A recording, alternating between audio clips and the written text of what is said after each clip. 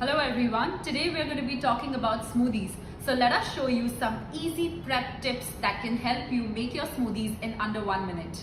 So rule number 1, freeze your fruits. Frozen fruits are always better than fresh fruits because they give you a nice chunky creamier smoothie. Let's start by prepping some of your favorite fruits.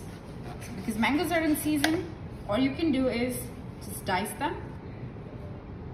So frozen fruits also last longer than fresh fruits. They can last in your refrigerator up to about 6 months if you freeze them well.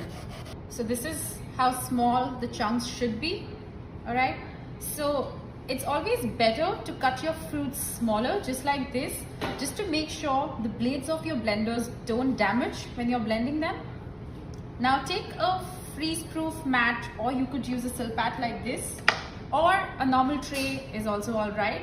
Just lay down all the mangoes here. Now make sure you're using a perfectly ripe banana for your smoothies. Do not use overripe bananas because that's going to just taste like a banana pudding or a banana bread.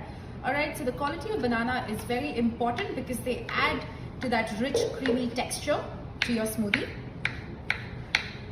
Again, slice your fruits as thin and as fine as possible, because if you don't have a great blender, it's going to end up damaging your blender blades.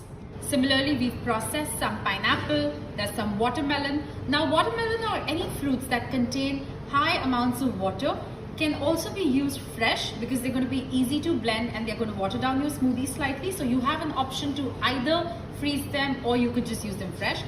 Berries, again, no need to cut them. Just lay them out on the tray just like this and they're individually going to freeze. So similarly for the vegetables, now the common vegetables that you end up using in a smoothie is either your cucumbers, we've got some celery here, we've cut them into sticks, we've got some avocado which is cut into dices, couple of mint leaves, spinach. Now spinach can either be pureed and stored, or you could just store the leaves just by itself. Moving on to the purees and milk. Now if you have a seasonal fruit that you want to juice or you want to puree and then store it into cubes, you can do that. So we've got some orange juice here. You could just put them in the ice cube tray.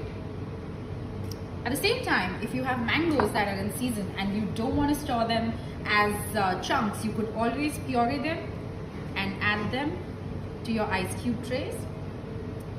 Now, any kind of milk can be used for making a smoothie. You could just add the milk into the blender, or if you do not have the time, you can always freeze the milk into ice cubes.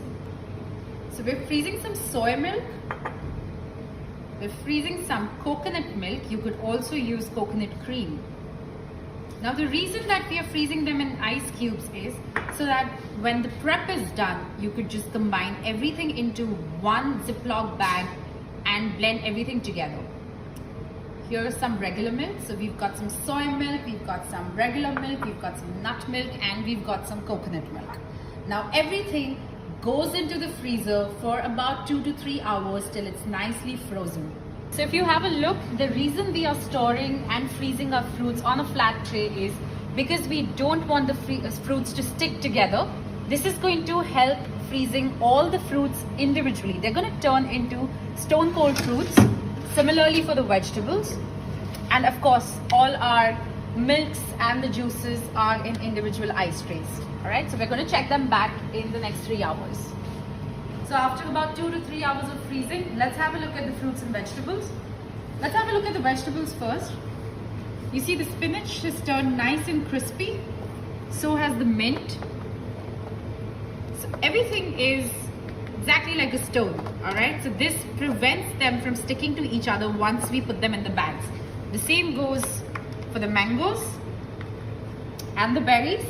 Now all you need to do is take your ziploc freezer bags and make a combination. So in case if you want to have a savory smoothie, you add in some avocados, add in some cucumbers, a little bit of celery, some of your spinach leaves. Squeeze out all the excess air.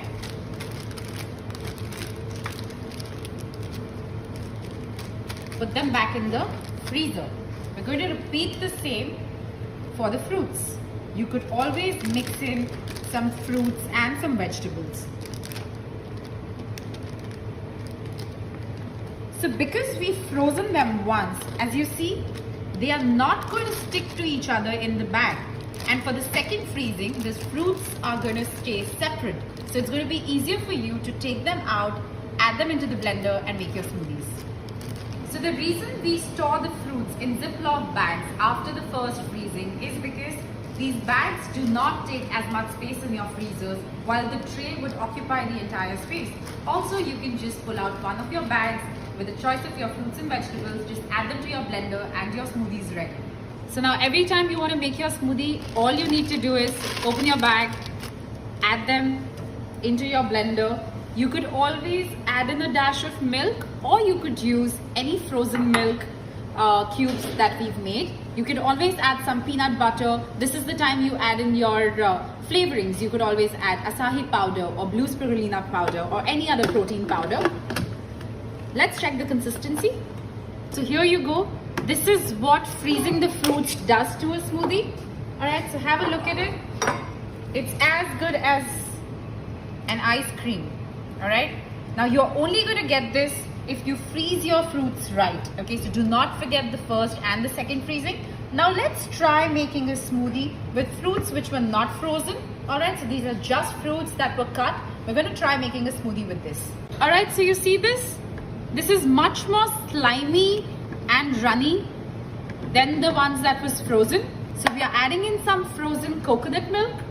Never ever add ice to your smoothies because they are just going to water it down. However, the milk is still going to make it nice and creamy. So this is it, slightly better. However, it's not the same as the frozen smoothie. So this is the kind of smoothie that you get if you don't freeze your fruits. Alright, and this is what you get when you freeze your fruits. You can always enjoy this frozen smoothie. It's more like a slushy and it's going to water down really slowly. You can enjoy it for up to an hour.